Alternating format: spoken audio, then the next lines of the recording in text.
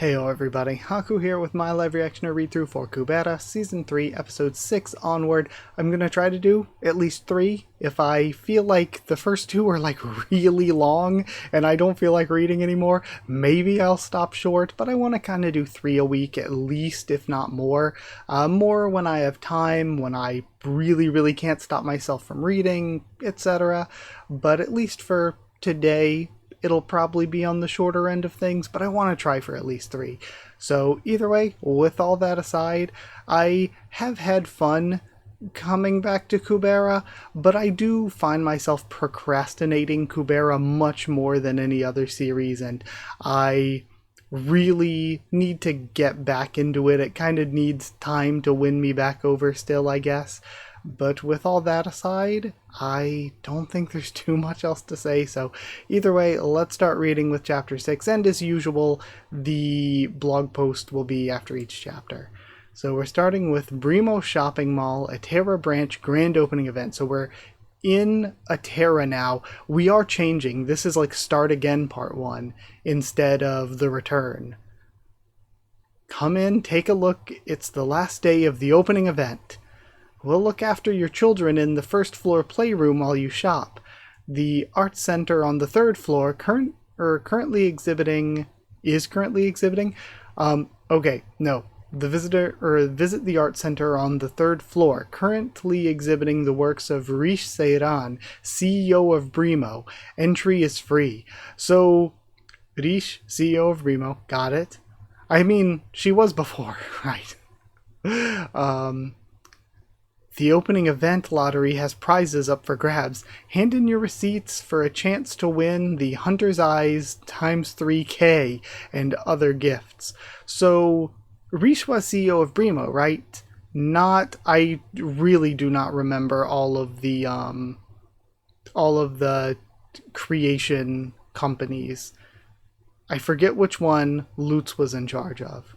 That's what's throwing me off. Because Lutz wasn't in charge of Brimo, right? That must have been a different one. Unless Lutz stepped down for some reason and it's Rish now, but I don't think that's the case. I never guessed Brimo would open a branch here. Rish must be good at running her business. Oh, she is, including resorting to any number of unethical means. Well, Brimo pays a fortune in donations to the temple, and it's involved in a lot of charity work. It really has a good reputation nowadays. Recently it ranked 3rd on the popular brand rankings after Artrum. Okay, Artrum was Lutz, right? And Maryhorn. And I don't think we've seen much of Maryhorn, actually. Is that so? I don't know anymore. I suppose I don't have any right to talk, being a lowly fighter with hardly any money to donate. That's not what I mean. Or not what I meant. Heidi. And I was assuming this is Heidi and Ari again. That's who I was thinking it was, but I wasn't 100% sure. I probably should have said something, just so you would know, before we actually got the confirmation. So, neat new designs for them. With the art style and everything, Heidi looks way different. I feel like Ari, if I'm right and this is Ari, they don't look as different, just they have actually aged quite a bit. It doesn't really look like Heidi has aged that much. But, you know, sometimes it's hard to tell. Especially with the art style, I think the way it's more detailed, she just looks so much different, not because of a huge change in character design, as much as, like, the art style change. It's like I'm seeing her in HD for the first time. Then, she's gone. That comes to 420 gold, including the president's items. Are you able to pay that on your own, manager? What makes you think I can't? I retook the magic exam recently. I'm an A-level magician now. Aha, then please give me your magic license and I'll take care of your payment for you. Since you're an A-level magician, it'll be a lump sum payment, of course. No, in installments, please. 3 months. No, 6 months. And we have Start Again, Part 1. Atera Temple of Fire. Agwen used to set up blind dates for Brilith, but since she left for Misty Shore, hardly anyone's asked to see Brilith personally. The presents never stop coming, though. This pile is built up over the last week. Wow. Too bad, Ari. Your present's doomed to be forgotten in that pile. Sobbing. Still a Brilith fan? Of course, Natasha.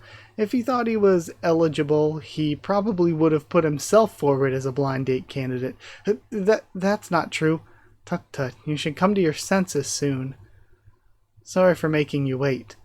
You're here on Magicians Guild business, and we have HD Brilith. Again, I don't know how much her design has changed.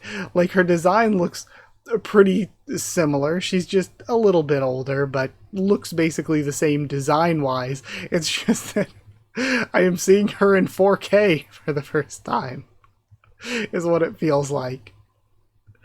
But also, I was thinking too, 420 gold still seems like a lot. Maybe I'm forgetting how much the prices used to be, but I feel like the Rarflation has gone up so much that, I don't know, things seem more expensive. I mean, they could just be buying really expensive stuff. I mean, they are important and all, and it's something that they would need to split into 6 months of payments, but still. And it seemed like, from what they said last time, so Ogwen was around for a while, maybe because of everything that went on before. Brilith had to take a break as priestess, because didn't they say that Ogwen was priestess for a while?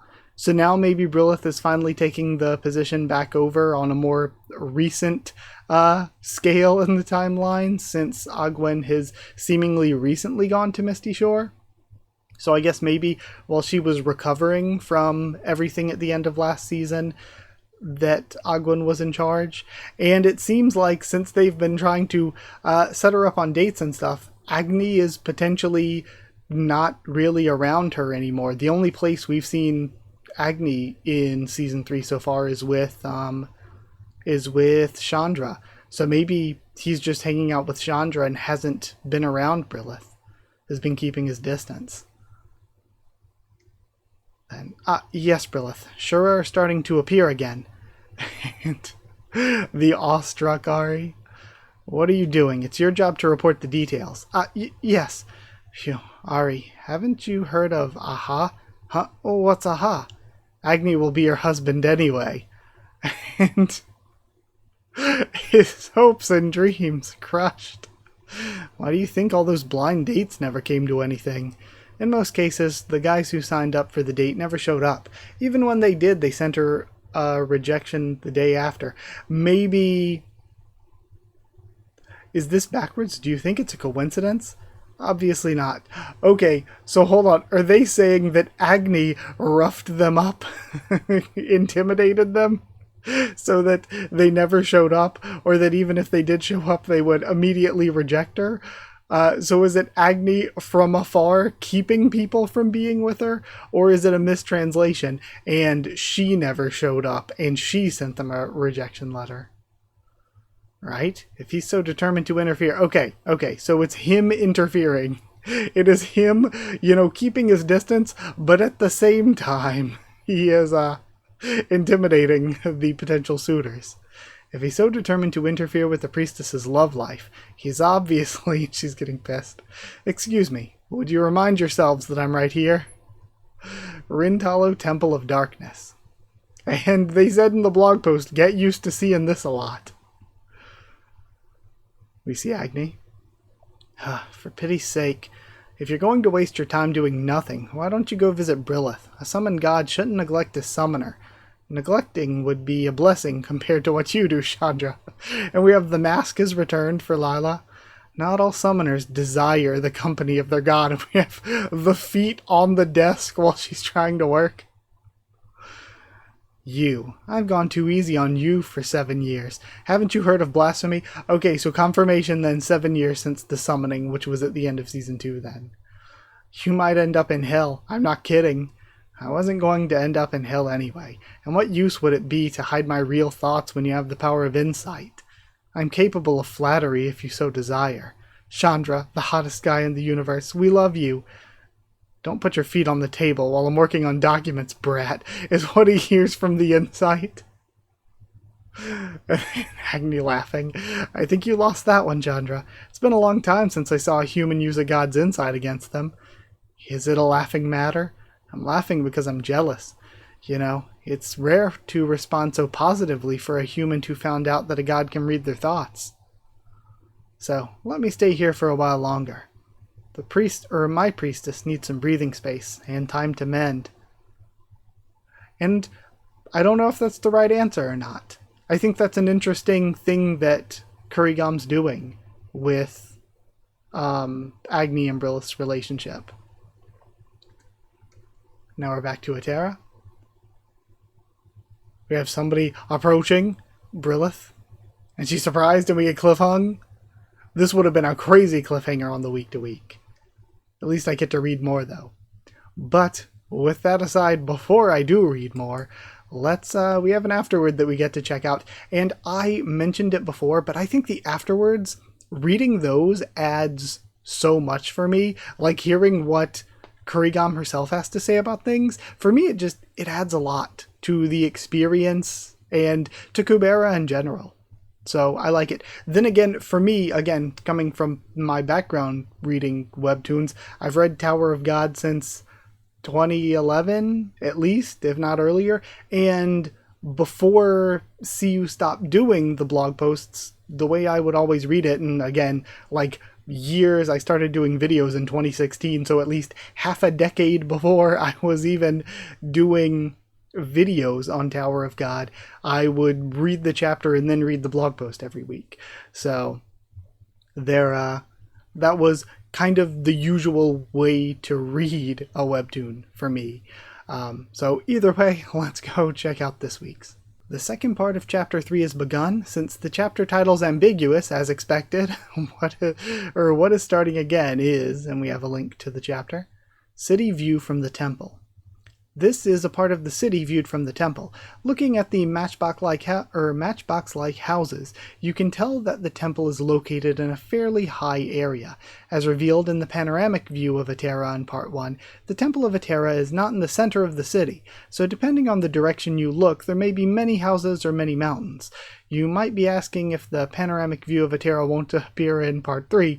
It will. However, since 7 years have passed, we cannot use the old background exactly as it is, so it'll be released after a renewal. And we see the building there. Successful Rish on. This is Rish, who got a lot of flack in Part 2, but it seems like she's become quite a successful businesswoman over the past 7 years.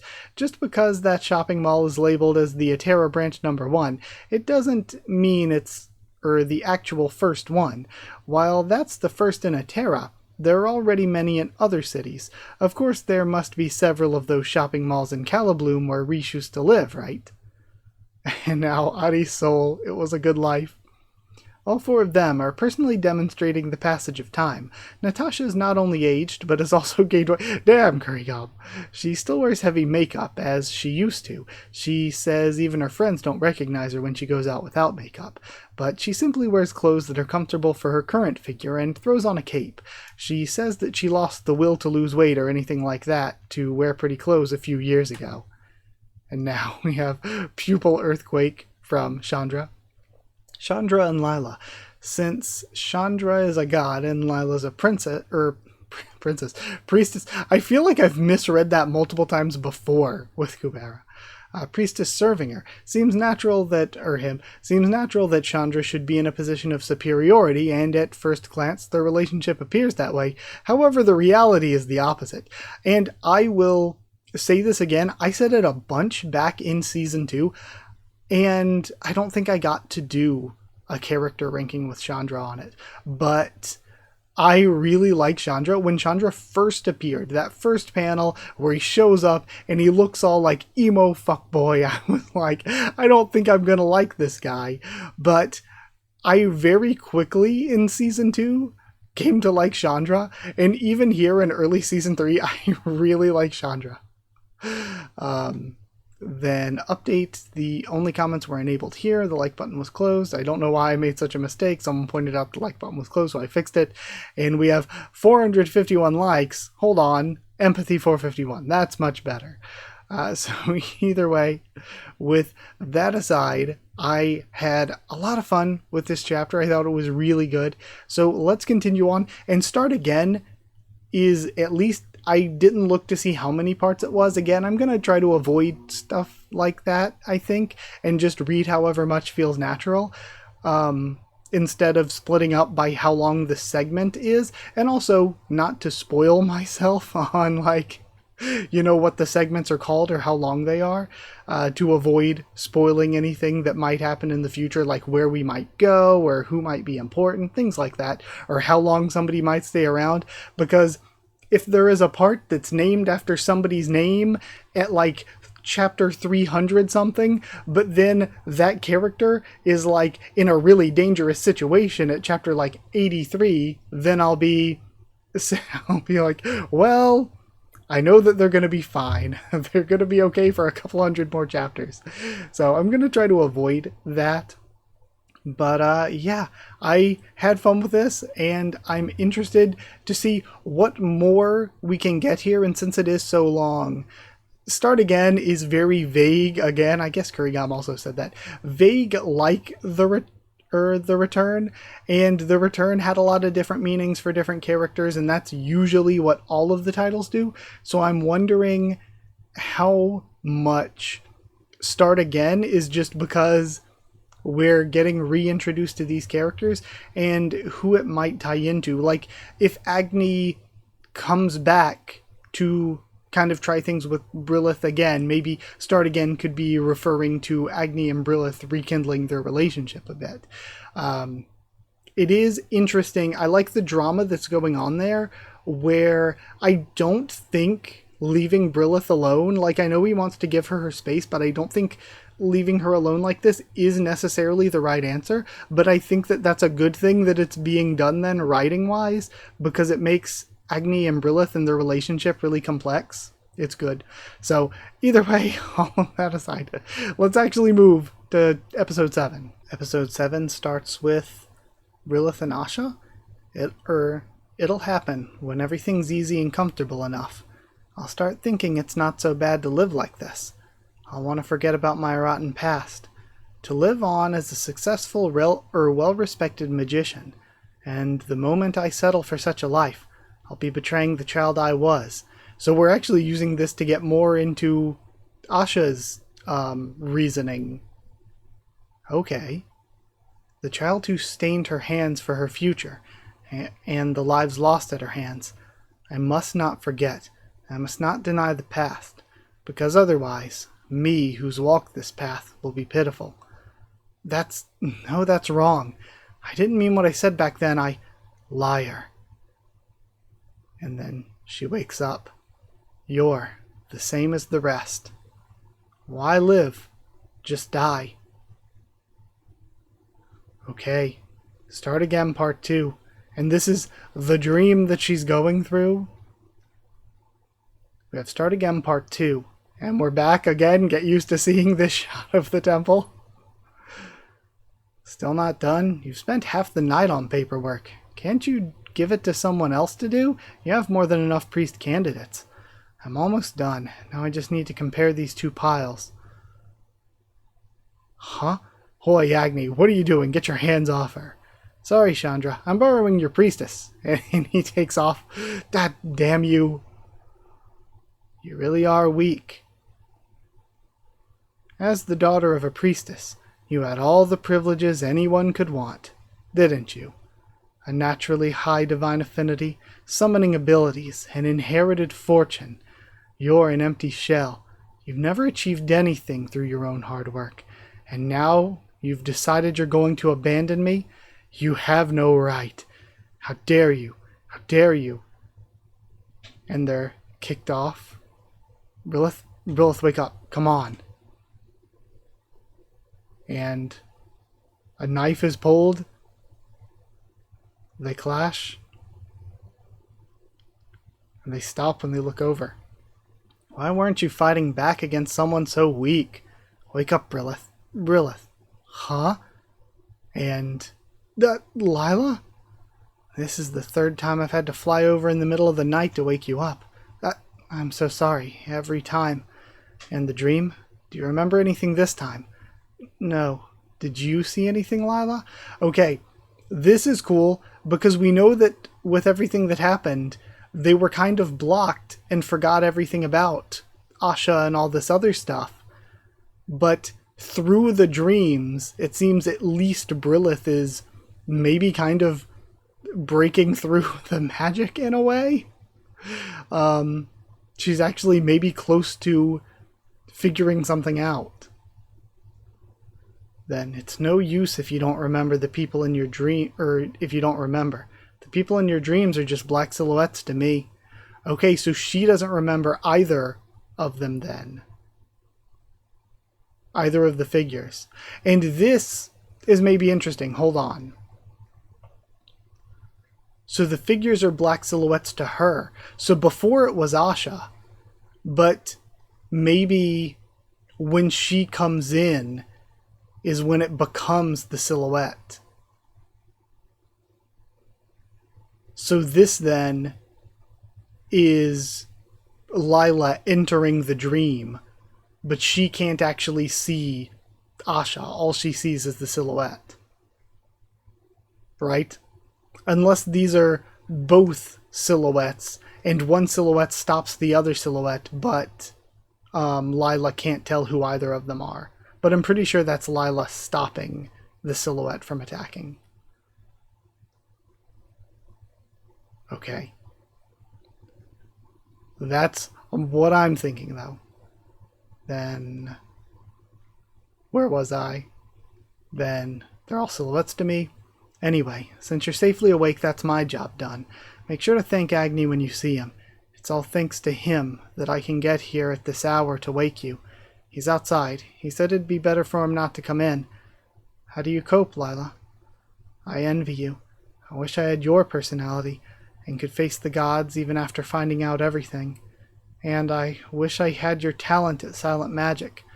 Dream tracking only comes in useful for waking someone up. Compared to other types of silent magic, it's fairly useless. Still, look at me. I've spent the last 7 years training and I haven't made any progress. Compared to me, you're really impressive. I wish I was as tough-minded as you. I wish I could master silent magic like you have. So, is silent magic, the regular magic is calling upon the names and powers of the gods? Is silent magic maybe just any sort of outlier magic that doesn't rely on calling any of the specific gods? And if so, maybe that's a special different thing? Because going into dreams, that is a special different type of magic. That's not anything we've seen before from any of the Hotis or Bhavatis. Then, Jibril, I want to be good at silent magic like you are. And we have Lila thinking about her mother. Okay, so now learning more about Lila, that she knew Brilith's mother. If your mom had heard what you just said, she may have been sad. The moment a human learns to use silent magic, they can no longer go back to being who they were. Like spilled water, they have spilled themselves and can only continue to fall. And we're left there. Good chapter. A lot of very interesting stuff with Lila and Brilith's character. I like the way the dream is again, and the idea of silent magic. It's like we're diving into stuff that's deeper to a human's persona than to call on the gods for their magic. And before, wasn't it said that silent magic and stuff like that was considered to be like heresy and not allowed back in season 1 or 2? I guess it was probably season 2 when we heard about stuff like that. Like around... I remember hearing about stuff like that in... maybe we did hear about it in Misty Shore when talking about... So that would have been all the way back in season 1. When we were first meeting Ron and then going into the I'm forgetting what they called the passageways, but all of that might have been when we first heard about it. I was thinking about Arrow Plateau and when we were first meeting the priestess of wind? Sky? Wind, I think. I was thinking about that. But I think we might have heard it all the way back in season 1 when we were first at Misty Shore. Okay. So that's really good and really cool that we're delving into more mysterious stuff. But either way, before we continue on, let's check out the Afterword. The Afterword this time says, just as you all want to see the crashing parts quickly, I want to draw them quickly too. I also often fantasize about just explaining the non-crashing parts and writing and moving on. But since I'm drawing a full-length webtoon, I have to draw all of Guang somehow. That's my job. And then link to the chapter. I didn't sleep completely naked. In the last chapter, some people asked if Brilith slept completely naked. Lol, no. She's wearing clothes. I should have at least drawn a corner of her clothes or something to avoid any misunderstanding. That outfit was originally made of see-through material, but it looked a bit risky, so it was modified at the last minute. If you look closely, you can see a very faint trace of the original version. And then, what is Lila's expression like?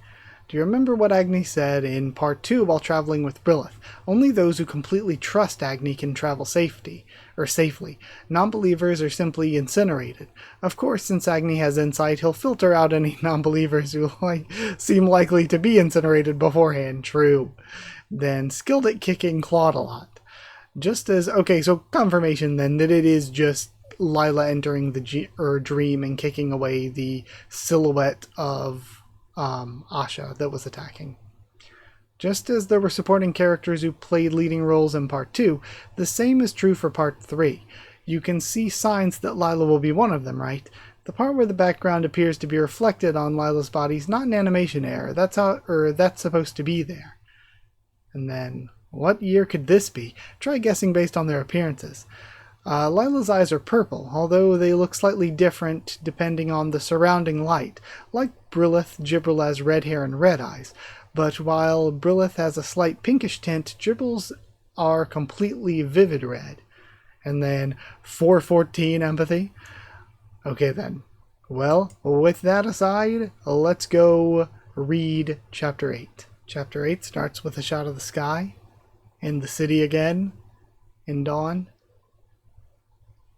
I understand how it would have been a shock to find out about Insight, and it's been much longer for you than it was for me. You must have thought all kinds of things in his presence, including cursing him to his face.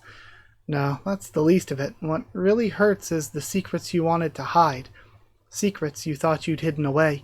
It's a shock that they knew everything all along, and that you can't have any secrets from them ever again. But think about it this way. It also means that he's tolerated your unsaid words of resentment, and even your shameful memories for all those years. It means you now have someone with whom you can share even your most painful secrets. It's worlds apart from any ordinary human relationship, where one wrong word might ruin the whole thing. And, if you can't avoid being read, why not just be open in the first place? Don't keep your thoughts bottled up, say what you're thinking. I wouldn't tell anyone else this, but you know the sin of blasphemy? I don't think it actually exists. You're right. I've done plenty of things that would count as blasphemous, but Agni once told me there was no possibility that I'd end up in hell. See? Don't let it affect you too much. I know you probably won't be able to meet his eyes right away, but remember, he's been reading you for years anyway. Just show him. For my part, I prefer knowing when my mind's being read. You know, that is a very good... I really, really like Lila here. And all of this is a very good point. Like, all the stuff that she was saying, but especially the part at the end where it's more comforting to know that it's being read than for it to have happened all this time and to be in the dark about it. Well, that's the theory anyway. I know you can't help avoiding his eyes. It's understandable. You need time. What I want to say is, there's no need to take it so seriously. It's not as big a deal as you think it is. This situation and these beings called gods. Do you think so? And then start again, part 3. So it does seem like a part of this is going to be Agni and Brilith's relationship starting again, like entering a new stage. We get a wide shot of the city. However tedious you found the meeting, how could you leave in the middle of it? Anyway, you look tired, so I'll skip the rest and just tell you about the Shura appearances. You know how Shuras had almost stopped appearing altogether since Agni and Chandra came out into the open. I hope everyone who voted for me as guild president goes bald. Why all of a sudden? Why can't the Magician's Guild president go out and do field work? All this talking is really not my thing. The woes of being a high ranker, I guess. Can't be helped. This is the kind of work the president usually does. Wouldn't it be better to hire someone who has an aptitude for this sort of thing instead of picking a high ranker? Seriously, it's been 5 years since I became guild president, and it feels like 20. I met up with my university friends recently, and you know what they said when they saw my face? That if I spent 5 more years as guild president, next time I'll be a grandmother. That's why I bought you that herb cream from Sabitri. It's meant to really work. Do you know how much it cost me to buy 3 tubs? You're using it regularly, right? Just the cheery Ari. Then, the night cream is oilier than the day cream, so remember you can't mix them up. Put it on after you wash with warm water, then cold water to finish up. Don't try to save the stuff because it's expensive. Use what the tub says to use, then put cling wrap over your face and wait half an hour before... She's coughing on her drink. Yes, I do that every day. You're not meant to do it every day. You're meant to do it twice a week. You've put the cream somewhere and forgotten about it, right? How'd you know? If you're worried about aging, you should take better care of your skin. You can't skip the basics because that's enough. Get back to what you were talking about earlier. What about the Shura appearances? Yes, well, more have been appearing recently. And near Atera, they've been reported to appear especially near the Temple of Destruction site. That place is a restricted access area, but it's never had Shuras. Yes, so we're going to send an investigative party to find out the cause. Good idea. I'll be heading this investigative party. Huh? Where else would you use a high ranker? Is anyone in that party ranked higher than I am? No, right? Then that's it. No buts. But it's official business, so no one will say anything, right? Yes. How long has it been since my last permitted outing? And I get this. She is that strong, one of the highest ranked, but because she's one of the highest... I feel like there was another series that got in to this kind of thing. I forget what it is. But there was something else where it's like, okay, you're this strong, but once you're this strong and get this high of a rank, then your powers aren't getting used. You're not sending that super strongest person out now that they're here. So I get what she's going through there. She hasn't smiled like that for a while. If Heidi hadn't been pushed into becoming the guild president. Now we see Temple of Destruction level 1 hazard zone. No entry unless accompanied by magician with permit. Just how far did he go? And we're getting to see what happened with them. We have Cloche. I told him we weren't on vacation. You pranced off everywhere out of curiosity as well when you were 3rd stage, Cloche. Pranced? I did not. At least Clofe has the ability to protect himself, unlike you. Would you stop it with the offensive comments and get on with looking for him? And we're seeing the new design for Cloche. This place is close to Atera. We might have humans appearing anytime. And is it just that she is in higher detail? Or they said when you were 3rd stage, so has she gone up then to 4th stage Rakshasa? Humans don't come here. This is a hazard zone. And we see Huda has not changed, it would seem. Hey, maybe I got it wrong. Maybe it's not here after all. What? Just kidding. I was right. Just found it. See? It was here after all. Okay, I was thinking a god item, but a passage to the Shura realm, so definitely not. So we just have a passage to the Shura realm hanging out here, and Irie's group might find it. And we're seeing wherever Marina's group is. I don't think we know this place. Ahoy there, chicken who should be working. Do you want to have your wages cut for being lazy again? Stop staring off into space and work. Gintarva, do you not see it? That strange light near the top of the cliff. Okay, so there's another passageway. So more Shura are appearing. The Shura that are appearing seem to be Taraka. Are, like, even the area that we saw Lee's and Cossack in was a bunch of Taraka. Have the Taraka maybe just taken over the Shura world, like, spreading, like I said, sort of like a Halo flood, and then now they're pouring out more into the human world? Maybe the barrier between worlds is growing weak? And if that is a passageway, they could just go back and see if Shakuntala's okay. Like, okay, there's your passageway, go get your answer.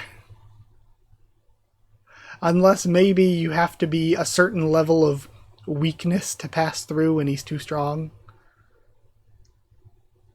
But either way, I don't know if I'm going to be able to stop here or if I'm going to want to do one more. Either way, let's go. I think I can stop here. Either way, let's go check out the Afterword. This Afterword is, I can't believe it. It wasn't that the scheduled post got deleted. It turned out I'd set the category incorrectly, so it was posted in the wrong category. To make matters worse, since it was a private post until I edited it, no one could see it, so no one could let me know. Apparently, this post remained buried in a private state for 2 hours until I discovered it myself. I'm sorry, I'm an idiot. Then we have the link.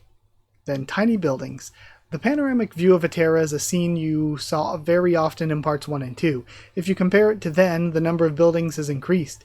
While there may be some buildings constructed over the past 7 years, actually it'd be more accurate to say that the parts the author previously glossed over because they were difficult to draw have been properly depicted in part 3.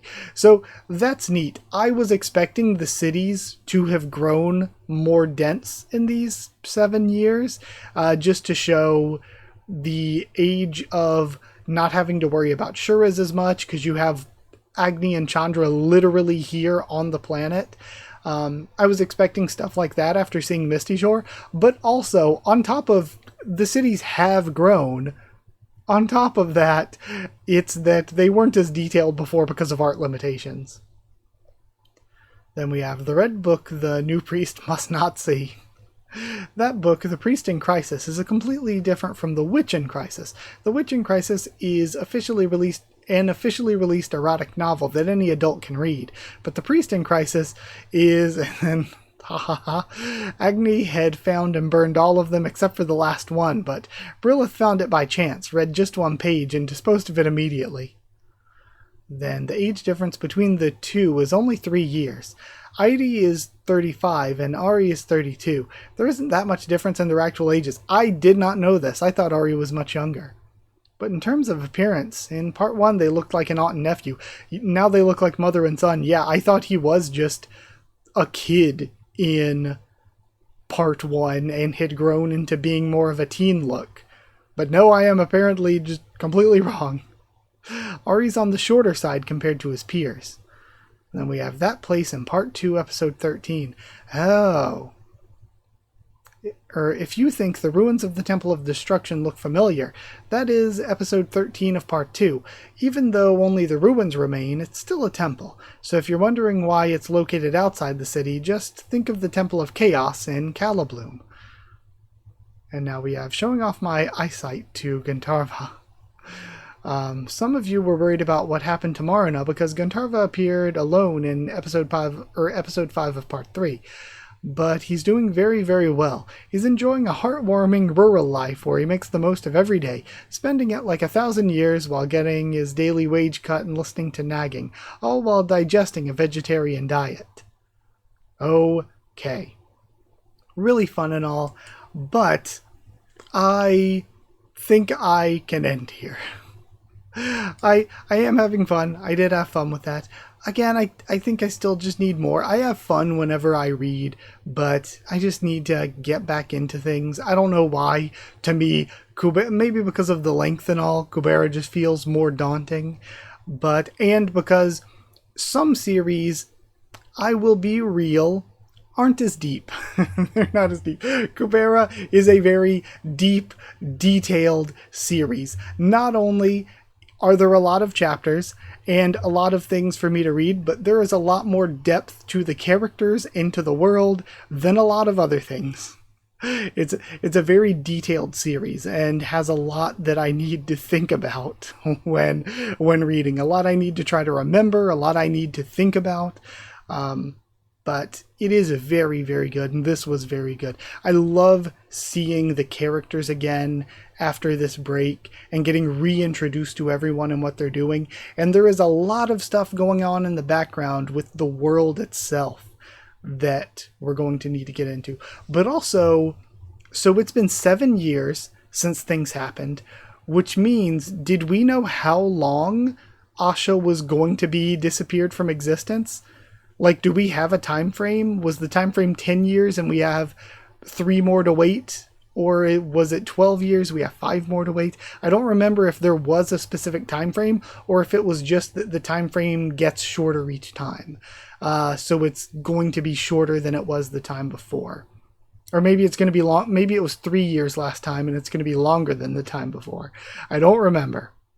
But either way, I'll end things here. Thank you for being here. Thank you for watching. Like if you like the video, comment down there to tell me what you thought of these chapters, my first thoughts and reaction. Subscribe for more Kubera, much more on the channel. If you want to help support the channel by dropping a super thanks or sharing around, it's appreciated. If you want to help support the channel, get your name at the end of videos and get One Piece Bingo early, then hit join down below to become a member. Go to patreon.com/Haku of the Tubes, or a link will be in the description to become a patron. Thank you so much to people who are already members and patrons. Thank you to chosen regulars Evan Hawley and Bertie Wooster, Magical Girls DD Ban and Maru, Chamberton Student, David Langstaff, Slayer Candidates, SG and Stan Cedar, and Pure Element Pater Dial. Thank you all so much for your support. Thank you for watching, and I'll see you all next time.